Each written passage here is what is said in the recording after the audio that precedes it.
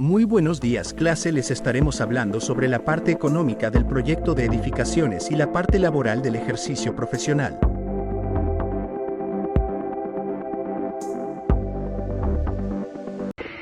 Los costos son el valor en dinero de todos los recursos que se utilizan directamente para producir un bien, prestar un servicio o construir una obra.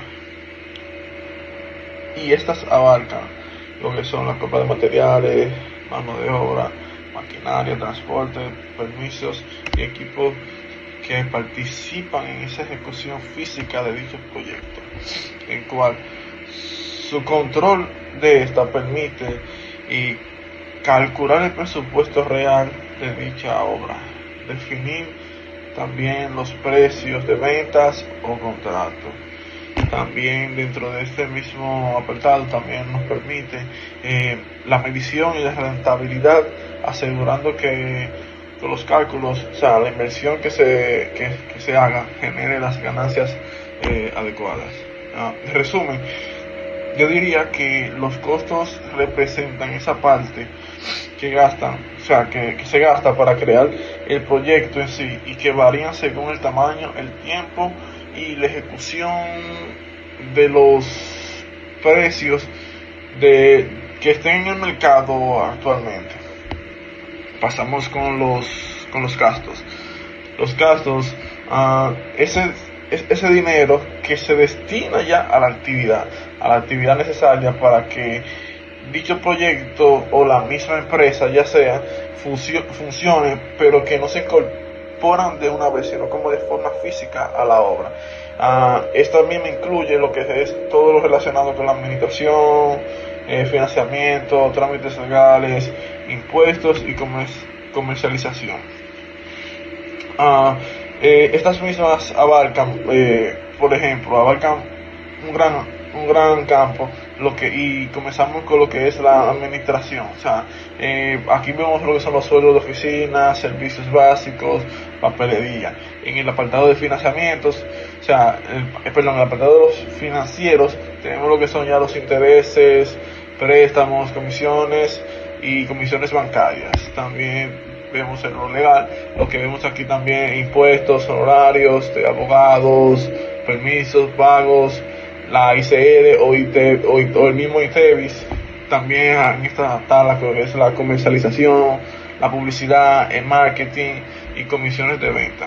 Su control de esta misma lleva a que nosotros podamos mantener la liquidez y el flujo de la caja. También con ellas mismas se puede tratar de evitar las pérdidas, así que reduzcan la rentabilidad del proyecto y cumplir con todas las obligaciones fiscales y legales que amerita dicho proyecto. En conclusión, podemos decir que los gastos no son más que desembolsos que permiten administrar y legalizar la operación de que se pueda sostener la parte del producto final construido. Ingresos y egresos. Los ingresos son todas las entradas de dinero que recibe un proyecto, la cual esta puede ser recibida tanto ya sea externo o interno. También las actividades principales mediante apoyos externos, la cual le permite financiar la operación y ejecución del desarrollo del mismo.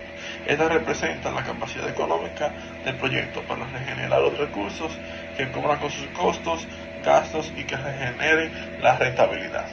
Aquí mismo incluyen lo que son las ventas de bienes o servicios vinculados directamente al proyecto, cobro de alquileres, arrendamientos, también cobros de licencia de uso, subsidios y donaciones o aportes gubernamentales y privados.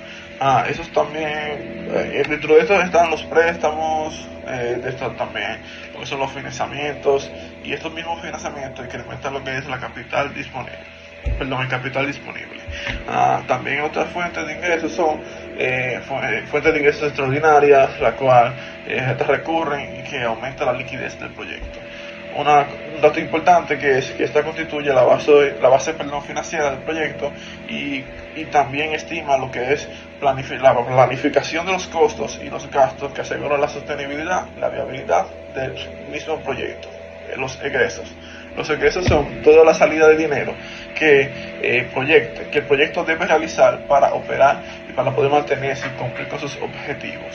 Estas representan los recursos que se consumen o se utilizan en la gestión de construcción. El funcionamiento también del proyecto va a controlar los egresos y también es clave para garantizar la eficiencia y la rentabilidad.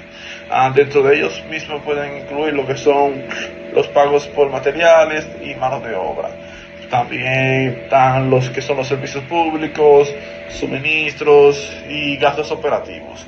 También el impuesto, o sea, los impuestos, la tasa, algunos intereses y también comisiones por los mismos préstamos o financiamientos adquiridos.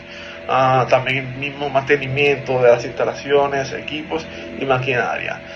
También dentro de ellos se puede encontrar lo que son los desembolsos, la cual reduce el capital disponible para asegurar para asegurar los honorarios y los profesionales, o sea, los honorarios profesionales. También esta permite reconocer los recursos que se consumen, a planificar el flujo de la caja, también las decisiones estratégicas para reducir los gastos y mantener la rentabilidad de dicho proyecto. Continuamos con la rentabilidad. La rentabilidad es la capacidad de un negocio o proyecto para generar beneficio en relación con la inversión realizada. Es decir, este mide el porcentaje de retorno que se obtiene en cuanto se gana por cada peso a dólar invertido. Este se calcula con los indicadores como ROI, que significa retorno sobre la inversión. También este mismo da margen de utilidad. Y en la misma construcción, una obra es rentable cuando, después de cubrir los costos y gastos, deja un excedente que justifica el esfuerzo y el riesgo. Tenemos por otro lado lo que son las ganancias. Las ganancias no es más que ese beneficio económico neto que queda en dinero una vez que se han pagado todos los costos y gastos, la cual representa la utilidad final. Esta puede retirarse o reinvertirse nuevamente. Ejemplo, si yo tengo un proyecto que ingresa 1 millón y gasta 800.000, la ganancia es de 200.000. Entonces, en resumen, podemos decir que la rentabilidad mide la proporción de beneficios frente a la inversión, mientras que la ganancia es la cantidad absoluta de dinero que se obtiene. Ahora le estaremos hablando sobre los tipos de costos y tipos de gastos. Comenzando por los tipos de costos. Los tipos de costos son esos gastos que pueden identificar y medir de una manera exacta, porque intervienen directamente en la ejecución de la obra. Es decir, con esto se pueden comprar cemento, varilla, ladrillo, pago de albañiles, pago de los electricistas, alquiler de maquinaria, transporte de materiales, entre otros. Podemos decir, dato interesante es que en la mayoría de los proyectos, de edificaciones, los costos directos representan entre el 60 y el 70% del presupuesto total. Es decir, por lo que cualquier variación en el precio de materiales impacta de manera inmediata, la misma rentabilidad del proyecto. Pasamos ahora con lo que son los costos indirectos. Los costos indirectos son esos costos que son necesarios para el proyecto, para que el proyecto funcione, pero a la vez, no pueden asignarse a una partida específica de la obra. Dentro de ellos podemos especificar la misma supervisión, o sea, de técnicas, seguros, permisos municipales, vigilancias, electricidad, la oficina de la obra, o sea, entre otros. Podemos también destacar de los costos indirectos es que aunque no se ven en la estructura final, sin estos costos la obra no podría avanzar de forma legal, segura y organizada. También ahora pasamos con los costos fijos. Los costos fijos no son más que estos gastos que, como su nombre lo dice, se mantienen como constantes, se mantienen constantes en el tiempo, independientemente de que la obra avance o no avance, o si avanza rápido o lento, no importa, o incluso se llegue a detener. A continuación entramos en los tipos de gastos. Este es el último tema de mi parte. Comencemos. Los tipos de gastos. Comenzamos con el gasto administrativo. Estos son los gastos que permiten el funcionamiento interno de la empresa o proyecto, asegurando la organización y coordinación y control. Ejemplos: los sueldos del personal de oficina, de los ingenieros residentes, secretarias, contadores, entre otros. Los alquileres de espacios y oficinas, servicios básicos, luz, agua, internet, teléfono y papelería.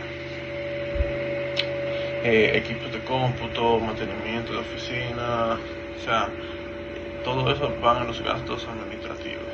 Un dato interesante, que aunque estos no participan directamente en la producción física, los gastos administrativos representan el cerebro del proyecto, ya que permite planificar y supervisar dicho seguimiento y dar el mismo seguimiento a la obra. También podemos decir que estos gastos administrativos son como el motor invisible que le da a la obra. No se ven en la estructura final, pero sin ellos el proyecto no podría funcionar, sin duda alguna. Tenemos los gastos financieros también, la cual estos son los costos relacionados con el uso del dinero ajeno para financiar el proyecto. Podemos poner un ejemplo, es decir, intereses intereses de préstamos bancarios, comisiones por créditos o financiamientos. También podemos mencionar los gastos por líneas de créditos o pagarés, penalidades por retrasos, impagos, y entre otros. También cabe destacar que en algunos proyectos grandes los gastos financieros pueden ser tan altos que llegan a representar más del 10% del costo total. Si no se planifica bien una gestión de préstamo, la cual puede hacer que un proyecto rentable pueda terminar en pérdida, sinceramente. También estos mismos gastos financieros son como el precio a pagar, que si se controla bien permite que la obra avance. Si se descuida puede poner en riesgo toda la rentabilidad del proyecto. Para concluir con el tema de los gastos, pasamos a los dos últimos. Gastos legal e impuestos. Comprende los pagos por trámites jurídicos, honorarios y abogados, registros, permisos y todos los impuestos que exige la ley, como el ISR o el ITEVIS en el país. Ejemplo: al pagar a un abogado para registrar el proyecto o cumplir con el pago del ITEVIS. Gastos de comercialización o ventas. Acá vemos que son unos gastos pero son necesarios para ofrecer y vender el proyecto o el mismo servicio, como publicidad, marketing, comisiones a corredores o agentes de ventas, material promocional y actividades para atraer a clientes o inversionistas. Ejemplo: invertir en anuncios, en redes sociales, imprimir folletos promocionales o pagar comisiones a un tipo de agente de ventas para que pueda vender el proyecto y darlo a conocer. Desglose de los costos generales, costos directos y costos indirectos. Los costos generales de un proyecto son todos aquellos que no están directamente ligados a un proyecto en específico, pero que son necesarios para su funcionamiento. Los costos directos se definen como todos aquellos desembolsos que pueden ser asignados de manera directa e inequívoca a una unidad de trabajo específico y tangible, conocido como partidas de un proyecto. El principio fundamental que los rige es la transabilidad, que es la capacidad de vincular un costo específico a un componente físico del edificio terminado, como un metro cúbico de hormigón o un metro cuadrado de mampostería. Dentro del desglose de estos serían, por ejemplo, los materiales utilizados, la mano de obra utilizada, la maquinaria y el equipo utilizado y los subcontratos. El método para cuantificar esos costos se basa en la creación de una estructura de desglose de trabajo, la realización de cómputos métricos para determinar las cantidades de materiales y de trabajo utilizados y la aplicación de precios unitarios a cada tarea. La precisión en esta fase es vital para la elaboración de una oferta competitiva y licitación de proyectos. La naturaleza tangible de los costos directos ofrece un mayor grado de control y visibilidad para los gastos del proyecto. Al estar directamente ligados al avance físico de la obra, se convierten en la métrica principal para el seguimiento del rendimiento del presupuesto frente al gasto real. Las técnicas como la gestión de valor de ganado dependen de esta correlación. Si el 50% de la segmentación de un proyecto se ha realizado, en teoría, debería haber un 50% del presupuesto asignado ya utilizado. Cualquier desviación significativa, por ejemplo, el 50% de un avance con el 70% del presupuesto consumido, actúa como una señal de alerta inmediata indicando problemas de sobrecostos en el proyecto. Además, la suma de todos los costos directos constituye la base del presupuesto, a menudo denominada costos de construcción. Todos los demás costos, como los indirectos, costos financieros y de utilidad, se calculan y se presuponen a esta base. Esto establece una estructura jerárquica en el presupuesto. Un error en la estimación de los costos directos genera un efecto de cascada que distorsionaría todos los cálculos posteriores para el proyecto.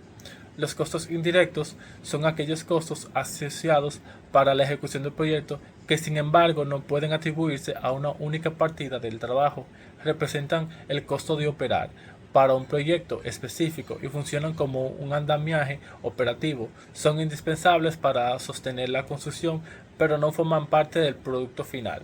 Estos podrían ser como los costos de administración y de supervisión de obra, las instalaciones temporales y servicios de obra, logísticas y transporte general, costos legales y de cumplimiento y gastos de oficina que se pueden utilizar. Esos costos se calculan típicamente como un porcentaje de los costos directos, que va desde un 10% a un 18%, o mediante un análisis detallado basado en la duración del proyecto, multiplicado por el costo mensual y la cantidad de meses que se va a operar. A diferencia de los costos directos, estos se calculan a un valor de producción. Los costos indirectos están predominantemente ligados a la duración del proyecto. Esta dependencia crea un vínculo crítico entre el cronograma y el presupuesto. Muchos de los costos indirectos son significativos, como el salario de personal, de supervisión o el alquiler de la oficina de la obra, y estos serían gastos fijos mensuales. En consecuencia, un retraso en el cronograma, incluso si no incrementa la cantidad de material, aumenta directamente el costo indirecto total, ya que estos gastos deben cubrirse durante un periodo más prolongado de tiempo. Debido a su naturaleza menos tangible en comparación con los gastos directos, los costos indirectos son frecuentemente subestimados en las licitaciones, convirtiéndose en una fuente principal de sobrecostos. Estimar los costos del acero es un ejercicio relativamente preciso.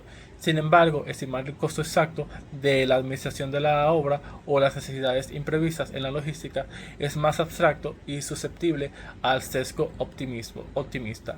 Las empresas con experiencia mitigan este riesgo desarrollando modelos robustos basados en datos históricos, mientras que las empresas con menos experiencia a menudo aplican un porcentaje genérico, exponiéndose a un riesgo financiero significativo. Costo financiero, crítico y social. El costo financiero se define como el costo total incurrido por el uso del capital, ya sea propio o prestado, para financiar las necesidades de flujo de caja del proyecto. Es el precio que se paga para cubrir el desfase temporal entre los egresos e ingresos. El cálculo del costo financiero es complejo, ya que depende de la curva de flujo de caja del proyecto. A menudo se simplifica como un porcentaje aplicado sobre la suma de los costos directos e indirectos. Este costo es un pilar en los desarrollos de viabilidad de productos inmobiliarios, pues implica directamente en la tasa interna del retorno, el valor presente neto y determinando si el proyecto es rentable o no. El costo financiero no depende únicamente de las tasas de interés, es un reflejo directo de la eficiencia de la gestión del flujo de caja del proyecto. Si un proyecto que mantiene un flujo de caja negativo durante un periodo prolongado incluirá un costo financiero mucho mayor, incluso si su presupuesto es igual al mismo proyecto realizado con otro flujo de caja más saludable. El costo crítico. El término costo crítico no es un concepto contable estándar, es un concepto analítico derivado del método de la ruta crítica. Es una técnica de gestión de proyectos que identifica la secuencia más larga de tareas dependientes, lo cual determina la duración mínima posible de un proyecto. Las actividades que componen esta ruta se denominan críticas porque no tienen un margen de retraso o holgura. La tesis fundamental del CPM es que el tiempo es dinero. Cualquier retraso en una actividad de la ruta crítica provocará inevitablemente un retraso en la fecha de finalización de todo el proyecto. El verdadero costo crítico es la consecuencia financiera de dicho retraso que se manifiesta como una cascada de costos. Estos serían una excesión en los costos indirectos, una penalización en los contratos, un aumento del costo financiero, los costos de oportunidad y los costos de aceleración.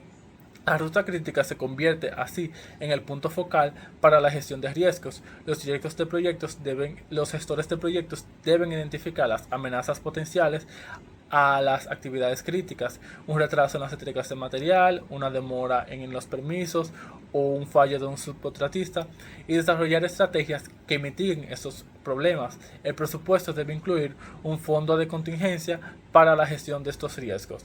Además, la ruta crítica no es estática, puede cambiar durante el ciclo de vida de un proyecto. Un retraso significativo en una ruta previamente no calculada puede consumir toda la holgura y convertirse en la nueva ruta crítica de un proyecto. El costo social. El costo social no es una partida presupuestaria directa, sino la valoración monetaria de las externalidades negativas de un proyecto, los impactos adversos sobre la comunidad y el medio ambiente que no son compensados por el desarrollador. Es un costo que el proyecto impone en la sociedad. Esos serían impactos ambientales e impactos comunitarios, pero pueden ofrecer una visión equilibrada. También podríamos considerar las externalidades positivas, que son los beneficios no capturados por el proyecto, pero que se extienden en la sociedad. Eso incluye la creación de empleo, la regeneración de áreas degradadas, la creación de nuevos espacios públicos y la mejora de la infraestructura y el aumento del valor de las propiedades circundantes a dicho proyecto. Las regulaciones de planificación urbana y las evaluaciones de impacto ambiental buscan forzar a los desarrolladores internalizar parte de estos costos sociales, convirtiéndolos en costos directos o indirectos del proyecto. Por ejemplo, el costo de barreras acústicas o mejoras en la infraestructura social.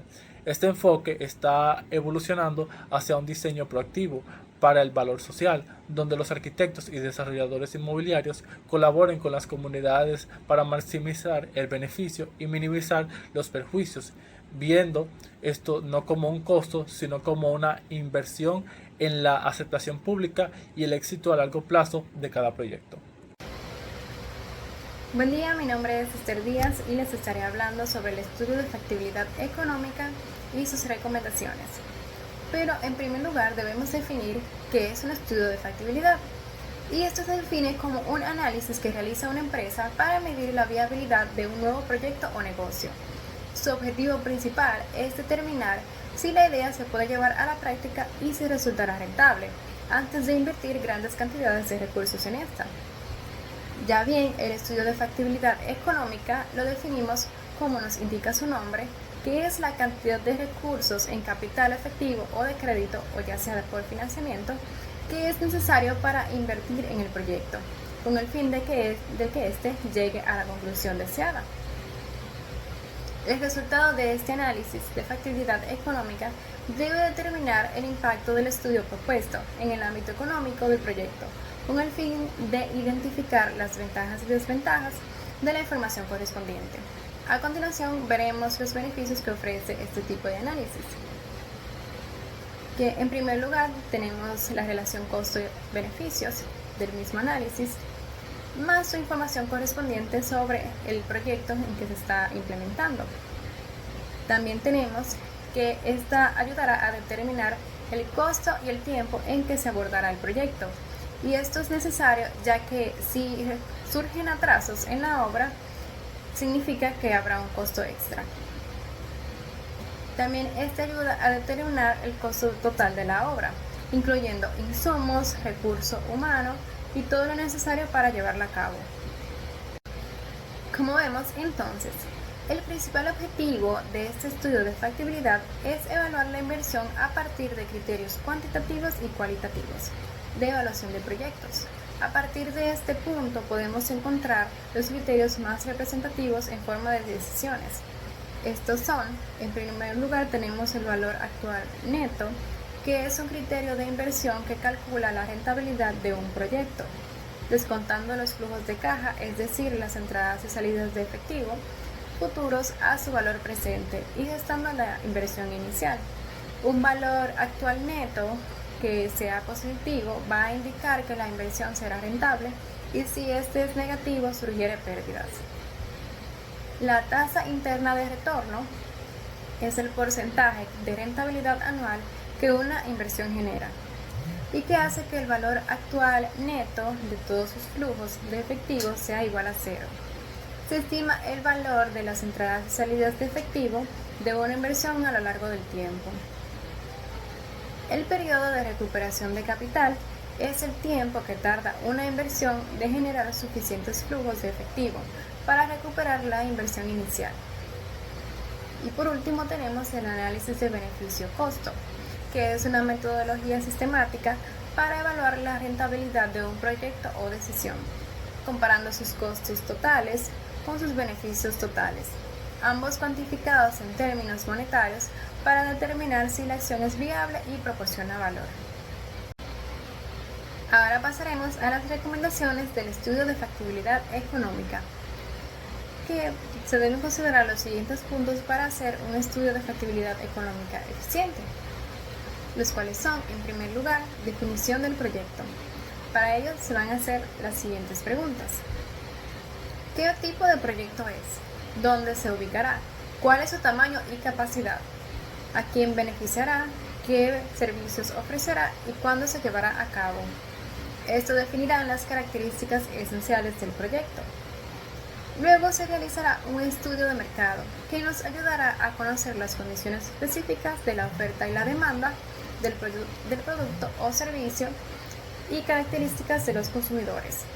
Identificar la competencia y sus estrategias, definir el público objetivo, estimar precios y métodos de ventas adecuados, así como reducir los riesgos al evitar inversiones poco viables. En conjunto, nos aportará la información necesaria para respaldar la factibilidad económica y asegurar la sostenibilidad del proyecto. Luego tenemos la estimación de costos, que es un análisis exhaustivo de todos los gastos necesarios para llevar a cabo el proyecto, tanto en su fase de construcción como en su funcionamiento posterior. Se tomarán en cuenta entonces los gastos directos, que son los relacionados con la construcción, como son los materiales, mano de obra, los equipos y herramientas, entre otros. Todo esto debe ser calculado. Luego están los costos indirectos, los cuales son los gastos que no están relacionados con la construcción, como son los seguros, garantías, comercialización y publicidad. Estos se tomarán en cuenta ya cuando el proyecto esté finalizado. Por otro lado tenemos la inversión y financiamiento, y esta nos dice que se deben definir desde el inicio de dónde va a provenir nuestro capital. Es decir, este pueden ser de diversos fondos, como por ejemplo gubernamental, en caso de que nuestro proyecto sea del Estado o de inversionistas privados como bancos, entre otros. En el análisis de ingreso, se calcula cuánto genera el proyecto a partir de sus ingresos complementarios, como la venta de espacios, alquiler de locales, publicidad, entre otros. Luego esto se va a proyectar a largo plazo para saber cuáles variables pueden afectar en el futuro. Por otro lado tenemos la evaluación económica, que es un análisis de costo-beneficio que determina el tiempo necesario para recuperar la inversión. Se debe tener en cuenta diferentes escenarios para saber si los ingresos cubran los costos y generen beneficios. Es decir, este va a medir si el proyecto será sustentable a largo plazo y cuánto tiempo tomará para retornar la inversión. Por último, pero no menos importante, se elaboran conclusiones del estudio de factibilidad respondiendo a las siguientes preguntas. Primero, ¿es el proyecto económicamente viable? ¿Qué recomendaciones se pueden hacer para mejorar su rentabilidad y beneficios sociales? ¿En cuánto tiempo se podrá recuperar la inversión inicial? ¿Los beneficios obtenidos por el proyecto son acordes a los riesgos del mercado? ¿Qué estrategias se pueden implementar en caso de un escenario adverso para el proyecto? Todas estas respuestas que nos arrojan las preguntas permitirán tomar decisiones sobre la viabilidad del proyecto. Aquí se sintetizarán todas las informaciones recopiladas y se presentarán recomendaciones de los hallazgos obtenidos. Pues como vimos, el estudio de factibilidad económica nos servirá para garantizar el éxito y la sostenibilidad del proyecto a largo plazo. Ayudará a que el proyecto sea rentable. Hasta aquí mi exposición, muchas gracias. Buenos días, queridos compañeros. En esta sección del video vamos a estar hablando sobre la parte laboral del ejercicio profesional. Esta la vamos a dividir en la construcción de obras pequeñas y obras grandes.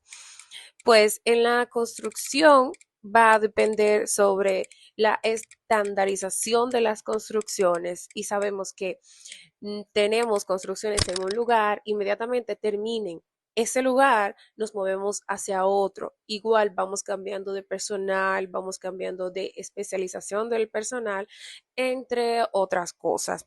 También es importante la duración en la construcción. Esto dependerá si es de gran escala o si es de pequeña escala.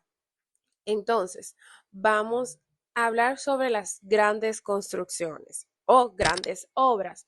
Los trabajos en las obras grandes se caracterizan por su complejidad, por, por lo que requiere una planificación más detallada y se requiere un alto uso de recursos humanos. Estas también implican tareas interdependientes y grandes normas de seguridad. Muy bien, las obras grandes. Los trabajos de obras grandes requieren de mayor planificación, de un número más elevado de trabajadores y estos, cada uno con sus especialidades, también requieren de un largo plazo de ejecución para poder desarrollar todas las etapas que requiere esta construcción, ¿verdad? Dependiendo de la tipología de construcción que sea. También necesitamos grandes maquinarias, las cuales las manejarán diferentes tipos de personas con sus diferentes saberes. Entonces, las duraciones de estas construcciones las determinarán los especialistas que estén liderando estas obras. Muy bien, chicos, ahora hablemos sobre las obras pequeñas. Estas obras son de menor escala, por lo que requieren menor personal, menor materiales y un menor tiempo. Eso sí, que necesitamos un personal también especializado que pueda trabajar manualmente, ya que necesitamos menos herramientas en comparación con las construcciones de obras grandes. Estas herramientas son manuales, podemos utilizar martillo, sierra. Muy bien, chicos, ahora vamos a hacer algunas comparaciones que podemos ver en lo que son las obras grandes y las obras pequeñas. Podemos ver que tienen una diferente escala una complejidad diferente, una planificación diferente, una duración diferente y un costo diferente. Por ejemplo, la escala del proyecto en su magnitud amplia, que es las obras grandes, y las obras pequeñas pueden ser viviendas, pueden ser aplicaciones, remodelaciones, locales comerciales, etcétera. En la complejidad, las obras grandes son una complejidad alta y las obras pequeñas son una complejidad baja o media, que son estructuras simples e instalaciones básicas. Podemos ver también la duración de las obras. En las obras grandes podemos durar meses y hasta años, y en las obras pequeñas puede ser de semanas o pocos meses. Los costos también tienen una gran diferencia. Los costos de obras grandes son millonarios y los costos de obras pequeñas son bien reducidos, mayormente se reducen a lo que es el dueño. Bien, también podemos ver la diferencia en los recursos humanos, las maquinarias y tecnologías, como lo estuvimos hablando anteriormente, la organización, las normas y permisos y los controles de calidad. Podemos ver en lo que son los recursos humanos, gran personal y especializado en cada una de las etapas de la construcción, esto es, en las construcciones grandes, y en las construcciones pequeñas necesitamos pocos trabajadores, maestros constructores, ayudantes y en ocasiones el mismo dueño de la construcción. En la organización necesitamos una estructura jerárquica compleja, y en lo que es las obras pequeñas necesitamos organizaciones sencillas que mayormente las tienen los contratistas y los dueños de obras.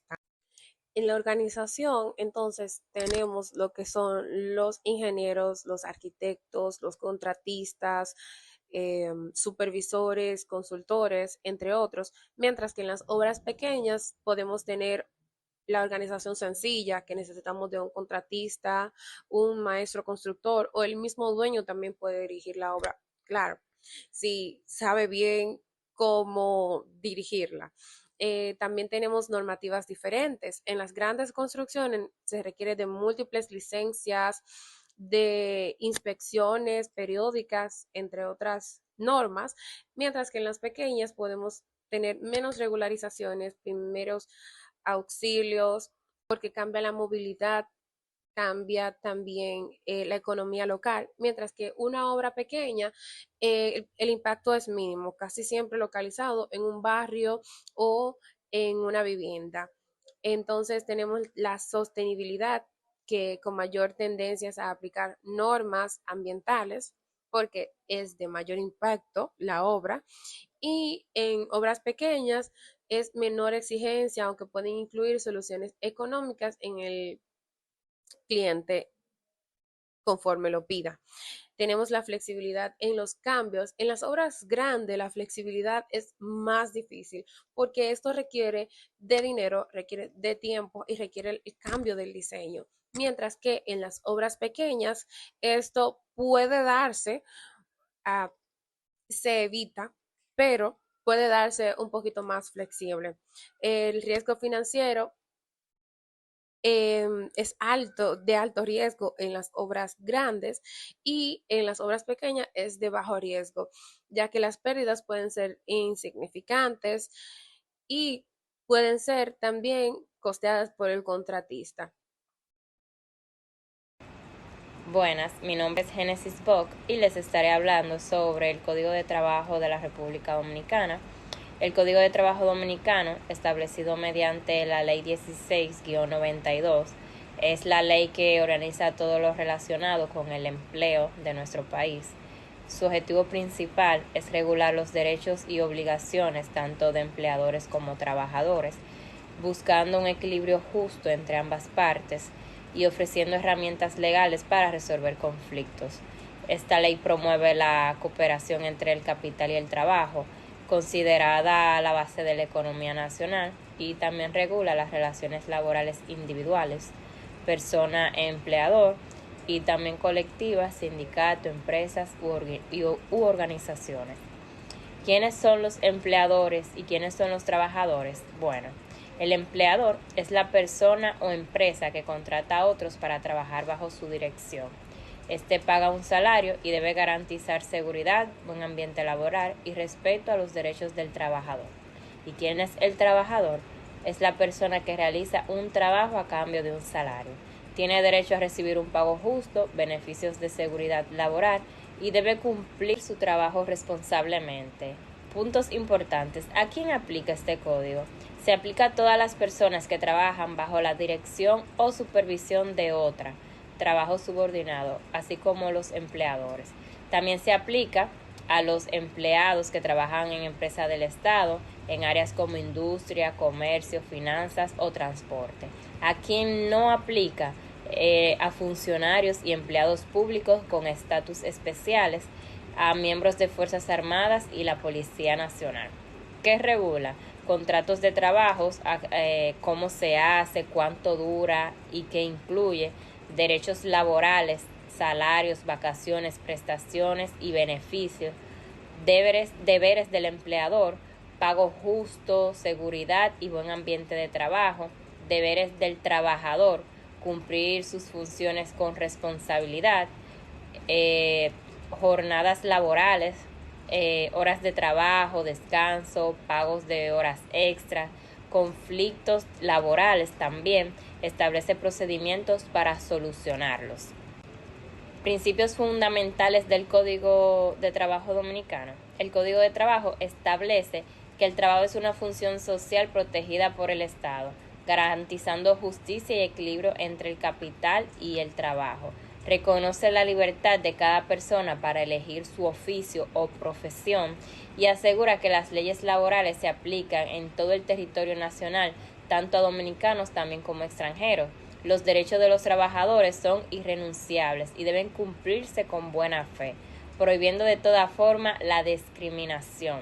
Además, se dispone que siempre se aplique la norma más favorable al trabajador y que los contratos solo tienen validez si responden a un trabajo realmente realizado. El Código promueve la igualdad de género con protección especial a la maternidad, protege a los menores contra trabajos dañinos o que influyen con su educación y garantiza derechos básicos como un salario justo, la libertad sindical, la capacitación profesional y el respeto a la dignidad humana.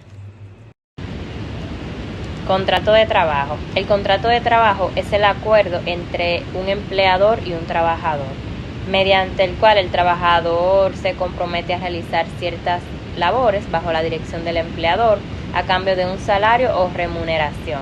Este contrato establece los derechos y obligaciones de ambas partes y sirve como base legal de las relaciones laborales. Elementos principales del contrato de trabajo. Bueno, están ambas partes involucradas, el empleador, quien contrata y paga por el trabajo, y el trabajador, quien realiza el trabajo a cambio de un salario. Debe contener el objetivo del contrato, definir claramente el tipo de trabajo o servicio que debe prestar el trabajador, remuneración, el salario que recibirá el trabajador por sus servicios, incluyendo prestaciones adicionales si esta aplica, la duración, este puede ser temporal o permanente, condiciones de trabajo, jornada laboral, descanso, seguridad, herramientas y recursos necesarios para realizar la labor. Tipos de contratos según el Código de Trabajo Dominicano. Está el contrato por tiempo indefinido. Este no tiene fecha de terminación establecida, es la forma más común y da mayor estabilidad al trabajador. Y contrato por tiempo determinado o temporal se establece para tareas específicas o por un periodo definido. Termina automáticamente cuando se cumple el plazo que se estableció. Contrato por obra o servicio se realiza para ejecutar una obra concreta o un servicio específico. Termina cuando se termina la obra o el servicio. Contrato de aprendizaje o pasantía está para personas que buscan capacitación laboral o práctica profesional, generalmente con menor remuneración o beneficios. Obligaciones del empleador. Tiene como obligación pagar el salario acordado puntualmente, proveer seguridad y un ambiente laboral seguro, cumplir con las normas legales sobre vacaciones, horas extras y también prestaciones. Obligaciones del trabajador, bueno, Está cumplir con sus tareas de manera responsable, seguir las instrucciones del empleador dentro de límites legales, respetar la disciplina y normas de la empresa. Importancia del contrato de trabajo. Este es muy importante ya que protege legalmente a ambas partes, evita conflictos y también garantiza que se cumplan los derechos laborales, derechos adquiridos y obligaciones del contrato de trabajo. En los derechos adquiridos, los derechos que la ley reconoce a los trabajadores son irrenunciables. Cualquier acuerdo que intente limitar o renunciar esos derechos es nulo. Todo contrato de trabajo debe cumplirse según la buena fe, la equidad y la ley. Las modificaciones al contrato solo son válidas si mejora las condiciones del trabajador. El contrato válido es el que se ejecuta en hechos y no solo en documentos. Obligaciones del trabajador. Bueno, entre sus obligaciones está realizar su trabajo con diligencia, cuidado y puntualidad, cumplir las normas de seguridad, higiene y prevención de riesgo, prestar servicios necesarios en caso de emergencia, mantener disciplina, buena conducta y también respeto, guardar secretos técnicos y comerciales y también administrativos, cuidar y conservar las herramientas y equipos y también materiales. En cuanto a las obligaciones del empleador, tenemos que es mantener el lugar de trabajo seguro, limpio y en condiciones sanitarias adecuadas, proporcionar materiales, herramientas y también equipos para que se realice el trabajo, garantizar la prevención de accidentes, pagar salarios completos, proporcionar capacitación, adiestramiento y oportunidades que actualicen al profesional. Prohibición para el empleador. No puede exigir dinero o regalos para contratar al trabajador ni obligar a compras en tiendas específicas. No puede influir en la aflicción sindical, votaciones políticas ni creencias religiosas de los trabajadores. Está prohibido apropiarse de herramientas o materiales del trabajador. No puede presentarse al trabajo en estado de embriaguez ni ejecutar actos que restrinjan los derechos legales del trabajador. Prestaciones laborales son los beneficios económicos y sociales que el trabajador recibe por su trabajo. Esta es además del salario y se dividen en varias categorías. Tenemos preaviso, es el aviso que se debe dar el empleador o el trabajador antes de terminar el contrato, depende de la antigüedad del trabajador. En caso de 7 días es menos de 3 meses de servicio, 14 días cuando se tiene de 3 a 6 meses de servicio, 28 días más de 6 meses de servicio. Tenemos también lo que es la cesantía. Este es el pago que recibe el trabajador cuando termina el contrato sin causa justificada. Este se calcula según los años trabajados. De 3 a 6 meses son 6 días de salario, de 6 meses a 1 año son 13 días, de 1 año a 5 años se calculan 21 días por año y más de 5 años son 23 días por año. Están las vacaciones, es el descanso anual remunerado, es decir que se paga. El trabajador tiene derecho a 14 días hábiles pagados después de cumplir el año de servicio. Licencia de maternidad para las trabajadoras embarazadas son 12 semanas pagadas, distribuida en 6 semanas antes del parto y 6 semanas después del parto. Este protege la salud de la madre y también del bebé.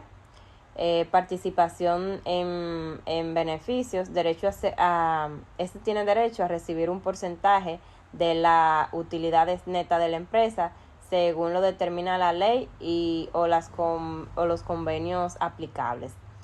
También está el salario de Navidad, que es la regalía pascual, equivale a uno de 12 salarios anual del trabajador. Se paga generalmente antes de la Navidad como beneficio adicional al salario regular. En las jornadas laborales están las jornadas máximas. Las jornadas de trabajo ordinaria no debe exceder de 8 horas diarias o 44 horas semanales. Existen excepciones según la naturaleza del trabajo, siempre que se respete el descanso y la compensación por horas extra. Jornada nocturna. Se considera nocturna el trabajo realizado entre las 7 de la noche y 6 de la mañana. La jornada nocturna suele tener duración máxima de 7 horas diarias debido al mayor desgaste físico y psicológico. Están las horas extras, las horas trabajadas sobre la jornada ordinaria deben pagarse por su encargo. El 25% más del salario ordinario cuando son en horas diurnas y el 35% más del salario ordinario cuando son durante horas nocturnas. Total de horas extra no debe comprometer la salud del trabajador. Eso es muy importante. También están los descansos. Los trabajadores tienen derecho a un descanso mínimo de 24 horas consecutivas cada semana. Además, se establecen pausas durante la jornada para alimentarse, es decir, su hora de almuerzo, un break y así. Jornadas especiales, algunos trabajos como los de menores, mujeres embarazadas o trabajos que son muy peligrosos, tienen limitaciones especiales en horas de trabajo para proteger la salud y también para seguridad. El Código Tributario de la República Dominicana es la normativa que regula todo lo relacionado con los tributos de nuestro país. Su objetivo principal es establecer los derechos y obligaciones tanto del Estado como de los contribuyentes, garantizando la recaudación de impuestos de manera justa y ordenada. Se puede decir que es la ley madre de todos los impuestos de la República Dominicana.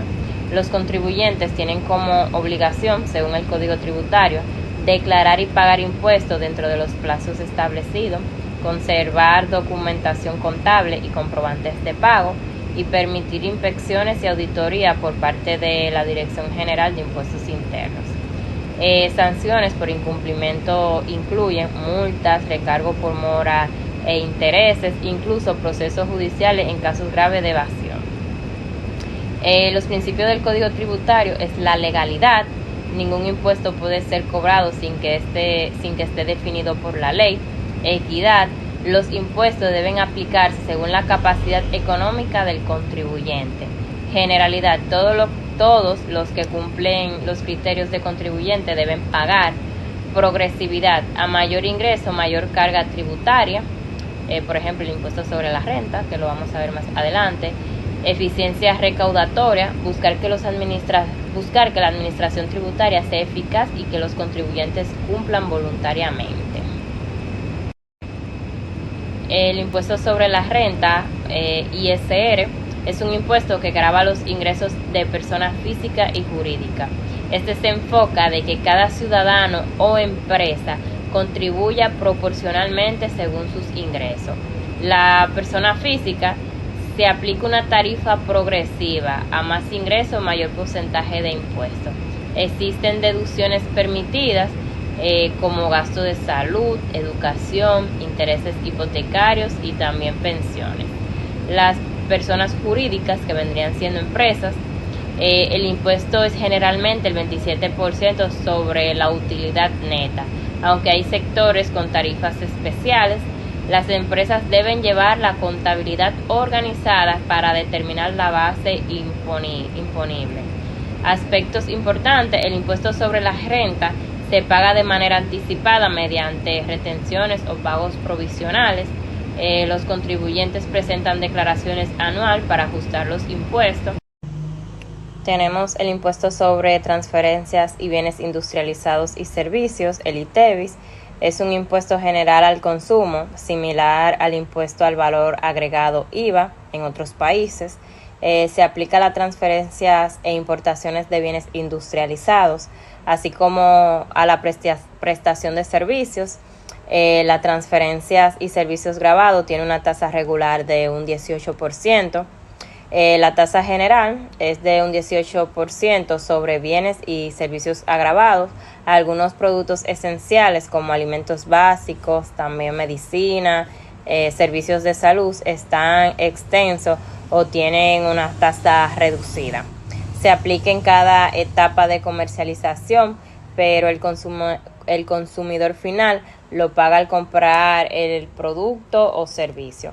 Este impuesto tiene como objetivo financiar el gasto público y promover la formalización de las empresas. También está el IVSS, que se refiere al impuesto de vivienda santuaria y solares urbanos no edificados. Este es un impuesto aplicado a propiedades, ya sean viviendas y solares en zonas urbanas, cuyo valor excede el monto establecido por la ley, aunque el acrónimo es similar al del Instituto de Seguridad Social venezolano. En nuestro país, en la República Dominicana, se asocia a este impuesto. Los empleadores y empleados deben aportar al sistema de pensiones, riesgos laborales y también de seguros de salud. El porcentaje actual se aproxima a un 3% del salario del empleado y el empleador un 7.09%. Otros impuestos relevantes, además de los ya mencionados, el Código Tributario de la República Dominicana también contempla otros impuestos, como el impuesto selectivo de consumo, el cual grava la transferencia de ciertos bienes y servicios específicos. Otros tributos importantes están el impuesto a la propiedad inmobiliaria, el IPI. Este grava bienes raíces con valor mayor y cierto monto. Impuesto sobre el vehículo de motor, aplica a la importación de vehículos y a la transferencia de propiedad. También está aranceles de importación y exportación controlados por la DGI y aduana. Mi nombre es Erika de la Cruz y voy a estar hablando de seguridad en obras.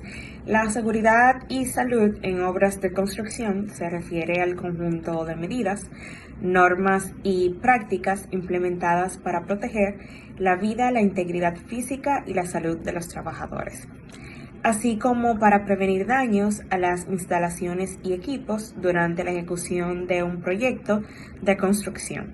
Su objetivo principal es identificar y evaluar, controlar los riesgos laborables para crear un entorno de trabajo seguro, lo que se logra a través de la planificación, la formación del personal, el uso de equipos de protección personal, EPP, y el cumplimiento de las normativas vigentes. La importancia de la seguridad laboral en la construcción radica en su capacidad para salvar vidas y prevenir lesiones graves.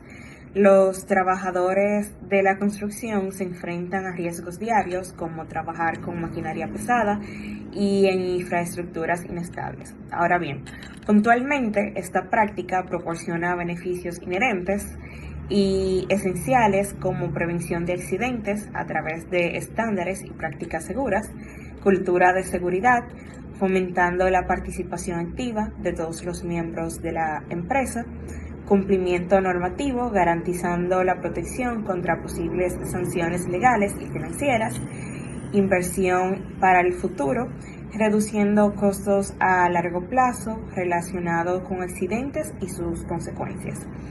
Tecnología como aliada, llevando a mejoras significativas en la prevención de riesgos, protección del público, guardando al público general y minimizando los riesgos de daños colaterales.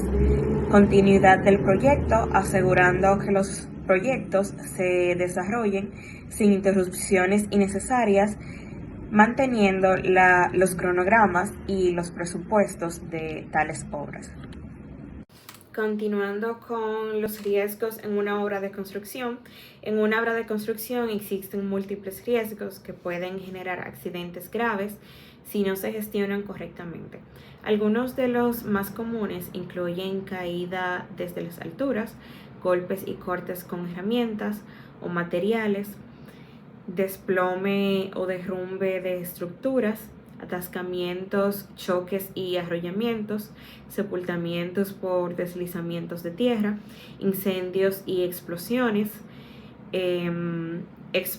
exposición a corrientes eléctricas, condiciones climáticas extremas de calor, frío, lluvias, ruidos y vibraciones excesivas, riesgos químicos y biológicos, efectos psicológicos por el estrés laboral. También existen medidas de protección en una obra de construcción. Estas siguientes son estrategias esenciales para garantizar seguridad de los trabajadores en el ámbito de la construcción.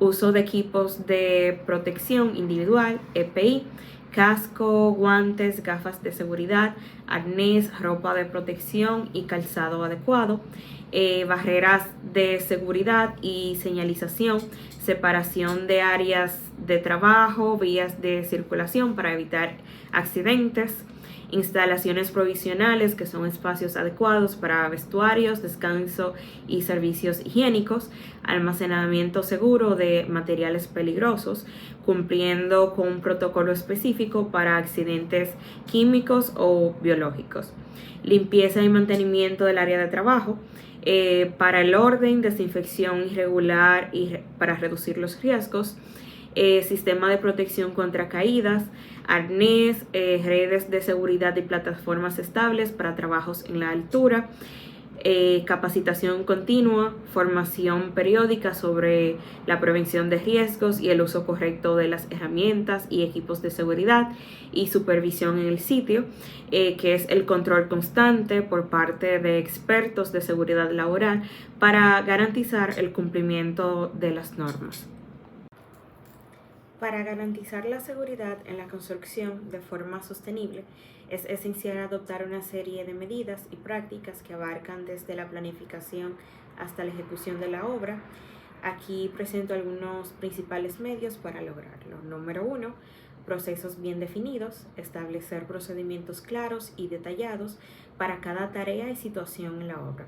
Es importante que se considere todo esto desde la preparación del terreno hasta la finalización de la construcción. Número 2, mantener el equipo actualizado, utilizar herramientas físicas y digitales, así como maquinaria que esté en mejor estado posible y sean las adecuadas para cada trabajo específico. Número 3, capacita a tu equipo. Es un punto clave de la seguridad laboral, más allá de poner maquinarias y equipos con altos estándares de calidad y seguridad, es enseñarles a los operarios cómo usarlo de forma responsable. Número 4, asegurarse de utilizar su EPP y EPC, que son los equipos de protección personal y equipos de protección colectiva. Número 5, definir las responsabilidades de seguimiento, asignar los roles al equipo de forma clara, de forma en que se pueda obtener procesos de supervisión y el seguimiento efectivo de las medidas de seguridad. Número 6, seguir estándares regulatorios. Estos estándares han sido creados y probados con el objetivo de establecer seguridad laboral en la construcción de todos los presentes. Número 7 y último, establecer entrenamientos recurrentes que sean frecuentes y con fundamentos para generalizar y garantizar la seguridad.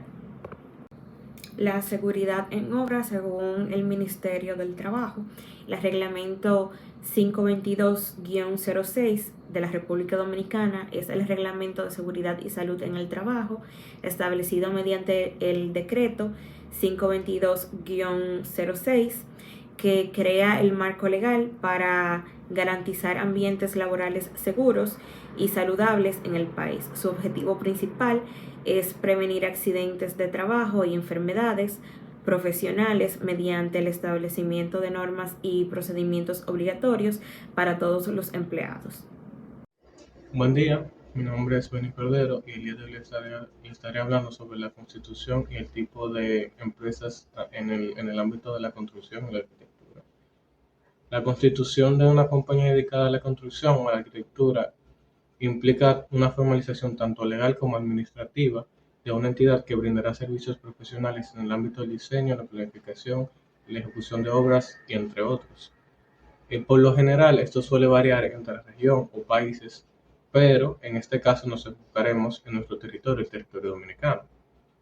Empezando por lo más básico y lo más común, el tipo de empresa, vemos la empresa individual de responsabilidad limitada, que su definición dice que es una forma de empresa unipersonal, donde un solo propietario constituye la compañía y responde hasta el límite de su aporte capital y social, sin comprometer su patrimonio personal.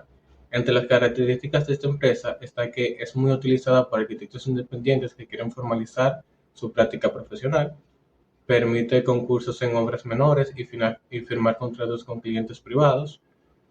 Al ser individual, la capacidad de asumir grandes proyectos es realmente limitado.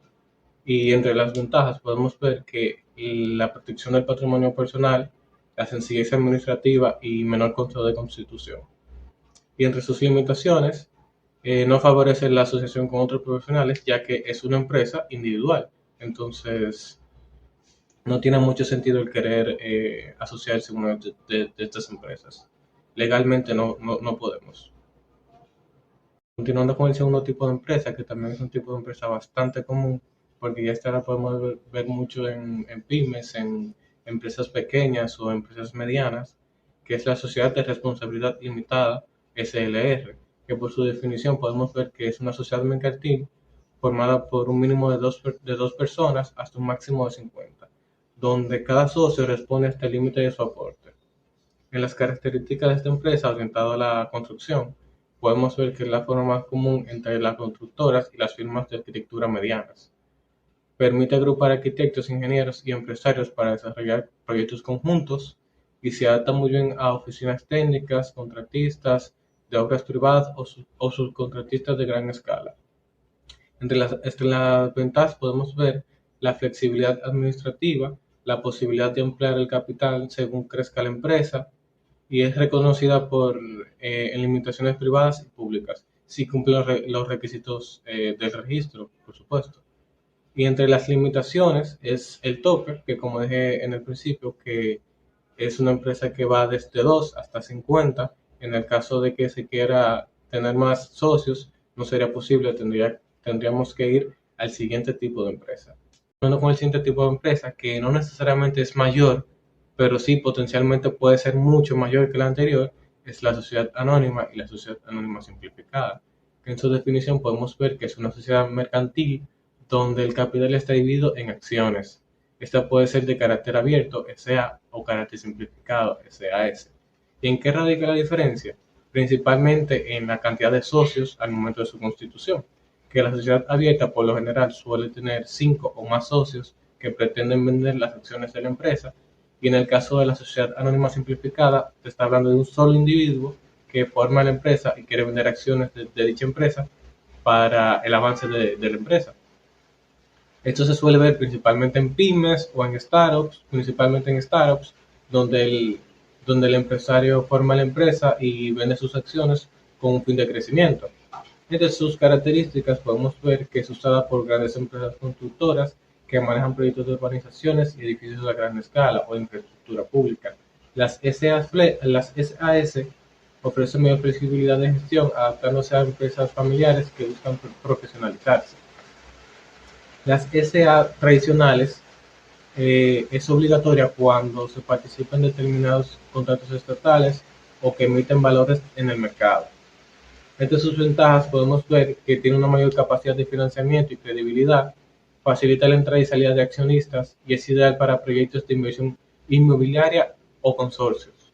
Entre sus limitaciones podemos ver que requiere un capital mínimo mucho más alto que la SLR y esta cuenta con una mayor formalidad en la gestión. Esta necesita de auditorías, de juntas de accionistas o comisarios de cuentas. No con el siguiente tipo de empresa podemos ver un tipo de empresa que suele pasar desapercibida, pero es realmente bastante común en la República Dominicana, que son los consorcios y las asociaciones temporales de empresas. Como lo dice el nombre y en su definición también, no son sociedades permanentes, sino son alianzas estratégicas entre una o más empresas para ejecutar un proyecto específico. Entre sus características en la República Dominicana podemos ver que son muy utilizados en licitaciones de obra pública y en proyectos de gran escala, como puede ser carreteras, hospitales, aeropuertos, etc. También permiten que varias empresas combinen su experiencia, equipos y capacidad financiera. Entre las ventajas podemos ver la posibilidad de acceder a contratos que ninguna empresa podría asumir por sí sola y la distribución de riesgos y responsabilidades. Entre sus limitaciones podemos ver su naturaleza temporal y vinculada al proyecto específico, y que también requiere acuerdos muy claros para evitar conflictos entre socios. Pero esto es una limitación que realmente se puede ver en cualquier tipo de empresa. Y para la constitución de una empresa no es solamente necesario saber cuál es el tipo o el tipo jurídico de tu empresa, sino que también una serie de requisitos y requerimientos y exigencias que debemos de asumir para la constitución de dicha empresa, independientemente del tipo. Entre estos requisitos podemos ver elaboración de estatutos sociales, que es donde se define la utilidad o el uso de dicha empresa, ya sea diseño arquitectónico, obras civiles, interiores, entre otros. También está el registro mercantil y la inscripción en la Dirección General de Impuestos Internos, la DGI, donde se nos va a habilitar un RNC, que es el Registro Nacional de Contribuyentes, que acá es donde vamos a declarar nuestros ingresos. El registro también en la Tesorería de Seguridad Social, que es la TCS, que eso sería ya en el caso de que necesitemos de contratar empleados. También existe licencias de operación municipal, pero eso realmente varía de región o municipio. También existen exigencias profesionales, que es que en todo ente arquitectónico debe estar firmado y sellado por un arquitecto colegiado en el CODIA, el Colegio Dominicano de Ingenieros, Arquitectos y Agrimensores. En el caso de construcción y de licitaciones públicas, se exige que esta empresa esté registrada en el registro de contratistas del Ministerio de Obras Públicas. También los socios que estén en esta empresa y que estén ejerciendo una tarea profesional debe tener una licencia que esté validada por el Ministerio de Educación. También existen aspectos como la responsabilidad ética y profesional, que entre estas podemos encontrar garantizar la seguridad estructural de las edificaciones, también cumplir con normas como el reglamento R001 de seguridad sísmica y el R033 sobre hormigón estructural. Y también respetar el marco ambiental establecido por el Ministerio de Medio Ambiente, especialmente en proyectos de gran impacto urbano y en gran escala. También podemos ver aspectos financieros y fiscales, como declarar impuestos a la DGI, como dije anteriormente, llevar la contabilidad organizada y conforme a las normas nacionales e internacionales, y en proyectos públicos presentar garantías económicas. Manual de tarifas y rendimiento de la Secretaría del Trabajo. El Manual de Tarifas es un conjunto de normas y aranceles establecidos principalmente por el CODIA, Colegio Dominicano de Ingenieros, Arquitectos y Agrimensores. Su finalidad es regular la remuneración mínima de arquitectos e ingenieros, evitar la competencia como cobros por debajo de lo establecido, garantizar la calidad y sostenibilidad de la práctica profesional, servir como guía para calcular honorarios en proyectos de diseño, supervisión, administración y consultas. Número 1, marco regulatorio del CODIA. Colegio Dominicano de Ingenieros, Arquitectos y Agrimensores es la institución que regula el ejercicio del mismo en el país. Para trabajar de forma legal, los profesionales deben inscribir su título y solicitar el exequatur a través del CODIA, que funge como intermediario obligatorio con el Estado. Además, este organismo fija los honorarios mínimos profesionales con el fin de garantizar la calidad de los servicios y evitar competencia desleal. Número 2. Honorarios profesionales. La remuneración de arquitectos e ingenieros se calcula a través de diferentes modalidades.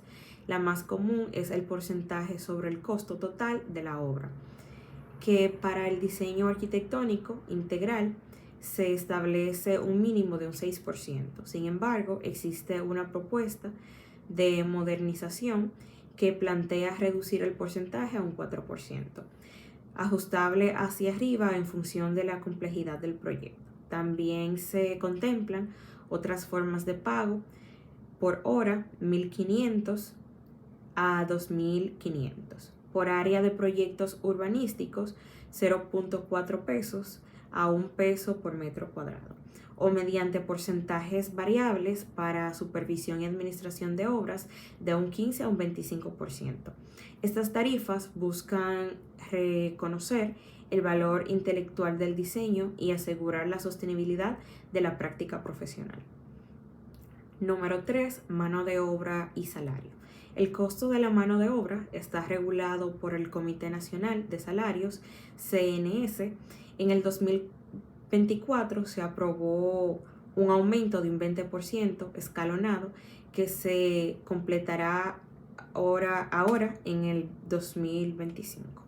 Esto elevó los salarios mínimos diarios de los trabajadores de la construcción. Un trabajador no calificado pasó a ganar de 980.59 pesos, mientras que un maestro de obra alcanzó 2.941.78 por jornada.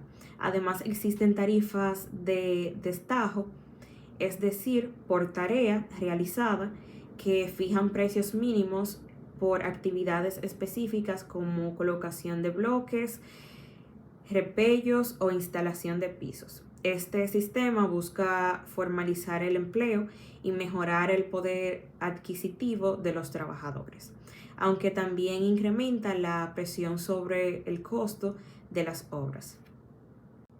Número 4. Costos directos de construcción. Se miden a través del índice de costos directos de la misma construcción de viviendas, ICDB, el cual alcanzó un máximo histórico en este 2025. Este indicador refleja los aumentos en materiales, mano de obra y equipos. Los precios por metro cuadrado varían según el nivel de calidad. Viviendas económicas desde 9.315 metros cuadrados, viviendas medias alrededor de 16.800 metros cuadrados y residencias de lujo entre 21.850 y 32.000 metros cuadrados. La ubicación también incide fuertemente, mientras en sectores como Piantini el costo puede superar 160.000 metros cuadrados. En zonas como Boca Chica se reducen a menos 40.000 metros cuadrados. Estas diferencias marcan verdaderos clústeres de costos que deben considerarse al planificar proyectos. Número 5. Rendimiento y precios unitarios, APU. El rendimiento de la mano de obra mide cuánto trabajo puede ejecutar un equipo de una jornada de 8 horas. Es un factor clave para controlar los costos. En la República Dominicana no existe un manual oficial consolidado, por lo que las empresas dependen de sus propios registros y experiencias. Por ejemplo, un albañil con ayudante puede colocar 150 bloques de 6 por 8 por 16 en un día o realizar entre 19 y 22 metros cuadrados de repello. Estos datos se integran en análisis de precios unitarios, APU, una metodología que descompone el costo de cada actividad de materiales, mano de obra, equipos, gastos indirectos e impuestos. Un ejemplo citado es el de un muro de bloques de 6, cuyo costo final calculado fue de 1.746.65 por metros cuadrados. Y por último, síntesis estratégica. El informe concluye que el sector de construcción en República Dominicana enfrenta un panorama complejo marcado por la regulación profesional, el alza de los salarios, la inflación de materiales y grandes disparidades geográficas de costos. Para afrontar este escenario, se recomienda a los profesionales adoptar prácticas estratégicas como elaborar presupuestos basados en APU actualizados e incluir cláusulas de ajustes para inflación en los contratos, analizar la viabilidad de cada proyecto en función a su ubicación y priorizar la producción como clave de la rentabilidad.